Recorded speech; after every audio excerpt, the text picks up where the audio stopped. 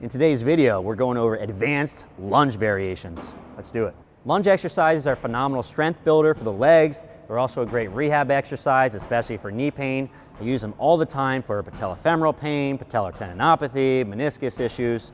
I think that for most physical therapists, the most challenging lunge variation they can think about is a dumbbell lunge variation, right? And that's a great variation, but there's a lot of more challenging variations you can use. So in today's video, we're gonna go over, I think 6, 7 maybe, exercise variations you can try. Once you get to the end of the lifespan of dumbbell reverse lunges, you need something a little more challenging. My name is Dan Pope. I'm a cash-based physical therapist, personal trainer, and coach. I love all things strength and fitness. We are trying to level up your game as a coach and clinician on this channel. Let's get rolling. One of the problems with a dumbbell lunge, forward lunge, walking lunge, reverse lunge, all those are good variations, is simply that your grip is oftentimes a limiting factor. So if really trying to overload the lower body and can't hold on to a lot of weight, one of the easier ways to bypass this and start to load the lower body more is to use a barbell. So I know it sounds dumb, but a really good advanced exercise from a lunge perspective is going to be a barbell back rack reverse lunge, right? So have you pop in here and just go into a back rack position. Same back rack, as you would use for a back squat. Take a few steps backwards, take a step backwards, do a lunge or two. We'll show everyone what we're talking about. Good, one more on the other side. Good, let's have you throw it back in the rack. Good. So barbell back rack reverse lunge, great variation. We're trying to overload the legs and we can no longer carry those heavy dumbbells. Next exercise variation is going to be a front rack barbell reverse lunge. Now why would you use a front rack over a back rack? So in a front rack, what happens is the weight keeps you very upright, because if I start to descend into my lunge and I pitch forward, the weight's gonna fall down, right? So in a back rack, when I'm doing this movement here, I'm actually loading up my hip a little bit more than my knee. If I go into a front rack position like this, as I descend, I have to be more upright. And what that does is it puts a little bit more stress onto the quads. So if you're trying to get a little bit more quad activity and a little less hip, this is a good variation for you. Can you show us a few of these reps? Very good. So if your athlete can't tolerate a regular front rack, you can always cross the arms, stay nice and upright. Go ahead and take a step back, descending and right back up again. Phenomenal. That looks great to me. Safety squat bar, lunge variations, these are phenomenal because generally with a barbell or dumbbells, when you perform a lunge, you have to balance a little bit. So if I perform a lunge variation and hold on to the rack, which the safety squat bar allows me to do because I don't have to hold on to the bar, right? Because it sits naturally right here, I can overload the heck out of the lunge without having to worry about the balance component. So let's show you what I'm talking about, Danielle. We'll pop in here. Yep. From here, we'll unrack, take a few steps back, and then release your hands, just hold on to the rack here. So now there's no balance component whatsoever. So if we get a little squirrely with the balance, the hands help. And what that means is that we can load this up super heavy if we want to, and load that lower body well.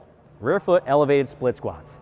I think these are a nice challenging advancement to a regular lunge, mostly because of the backside leg. So we're gonna have Danielle set up on this RFE roller bar here. So if you compare this movement with a regular lunge or split squat variation, there's a lot more stretch on the backside quad as well as the hip flexor. And typically when we think about a lunge, we think about it being a single-legged exercise, but the backside leg is still doing a lot. In the rear foot elevated split squat, as we descend, there's a big old stretch on the quad, and the backside hip flexor has to work a lot in an elongated position. So I think you get a lot of benefit in the RFE split squat on the backside leg compared to a traditional lunge variation. Also, if you talk to anyone about the worst lunge or split squat variation you can try, often RFEs are at the very top of the list. So if you haven't tried these, they're just dang hard in general. Lateral lunge variations.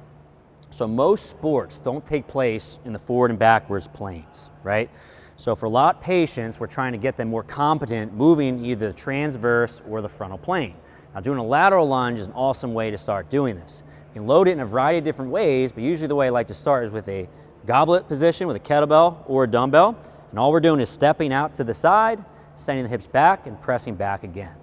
So this is not more challenging from a load perspective necessarily, but it's a nice advancement because we're not just moving into the sagittal plane. Adding a deficit to your lunge variations. The first one we'll try, Danielle, is have you stand up on top of this platform. And from here, I want you to perform a lunge like you normally would, tapping your backside knee all the way down to the ground. So if you notice Danielle, when she gets to the bottom, pause here please, she's in more knee flexion and more hip flexion than a traditional lunge. This just makes things harder on both the hip and the knee, right? Let's have it come back up again.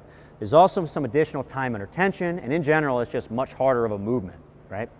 The other way we can make this movement harder is actually by stepping off of the box, right? So we're gonna have you start with a weight in a goblet position, and let's step all the way off the box and then press back to the starting position.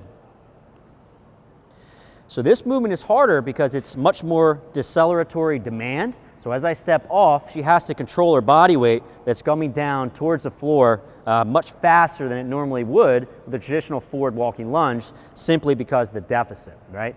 So you can use the deficit to make movements more challenging, both stepping backwards as well as stepping forwards onto the ground. Guys, if you like this video and you want to continue learning more, I'll leave a link right above. I recommend clicking on that link to level up your game as a coach and clinician.